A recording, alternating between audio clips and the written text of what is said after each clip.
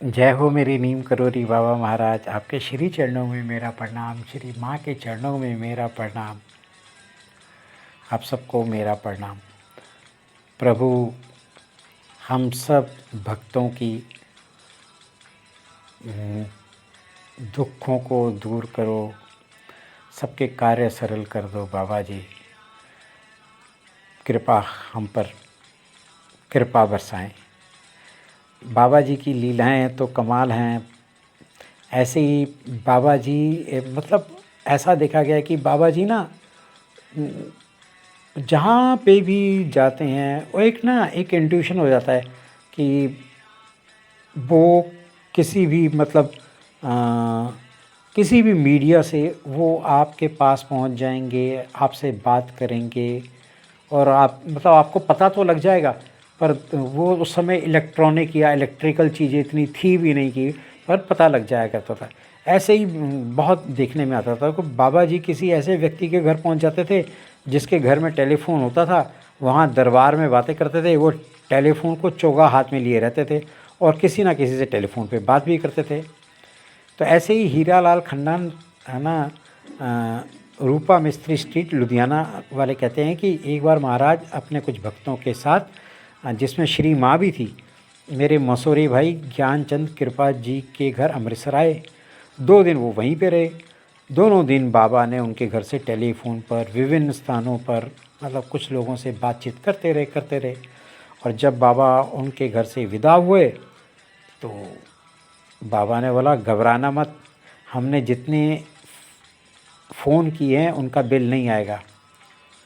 अच्छा, ये पहले थोड़े ना इसमें भी थे कि ना बाबा जी टेलीफोन पे लगे हैं तो कैसे मतलब ये बिल कैसे होगा। उस समय telephone was a rare thing है ना। तो और खैर जब वो बिल आया तो वो कपूर जी ने देखा कि जो बाबा जी ने फ़ोन किया था वो तो बिल ही नहीं था, उसमें कुछ भी नहीं था ऐसे। तो ये है मेरे बाबा जी की कृपा। और ऐसा भी प्रायः देखा गया है कि जिस भक्त के पास टेलीफोन की सुविधा नहीं थी, महाराज अपना संदेश उसके पास भौतिक उपकरणों के पहुंचा दिया करते थे। इस प्रकार का अनुभव ना अलीगढ़ के संस्कृत के अध्यापक थे होत्र दत्ता शर्मा जी।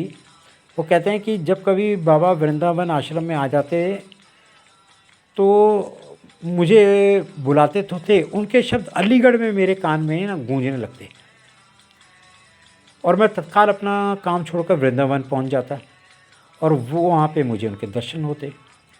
मतलब कमाल है कि मतलब कोई टेलीफोन नहीं, कोई भौतिक उपकरण नहीं, और मतलब महाराज को अलीगढ़ में ना उनके कानों में पता लग जाता कि वो उनको पुकार रहे हैं, मतलब उनको बुला रहे हैं और वो वृंदावन में, और तो देखे तो बाबा जी हैं। और ऐसे ही बाबा जी मतलब उनके घर में पहुंच जाया करते थे जिनके जो बाबा जी से ये बोला करते कि बाबा जी हमारा पता तो लिख लीजिए, आप हमारे घर में कैसे आओगे। पर बाबा जी ने कभी वो लिखा ही नहीं। अच्छा, मतलब लोगों ने कई बार रिक्वेस्ट की पर ऐसा नहीं हुआ। ये एक ऐसी लीला है कि एक बार क्या हुआ, श्री ना सूरज नारायण मेहरोत्रा का लड़का गोपाल, उसकी 8 वर्ष की उम्र थी। वो अपने चाचा दया नारायण मेहरोत्रा जी के साथ बनारस गया हुआ था। अच्छा, साथ में एक लाला नाम का एक बालक नौकर भी था। तो वो लोग विजयनगरम की कोठी में ठहरे। तो बनारस में उस समय क्या हुआ, सांप्रदायिक दंगे के कारण कर्फ्यू लग गया और उसी रात दोनों बालक को भीषण बुखार हो गया।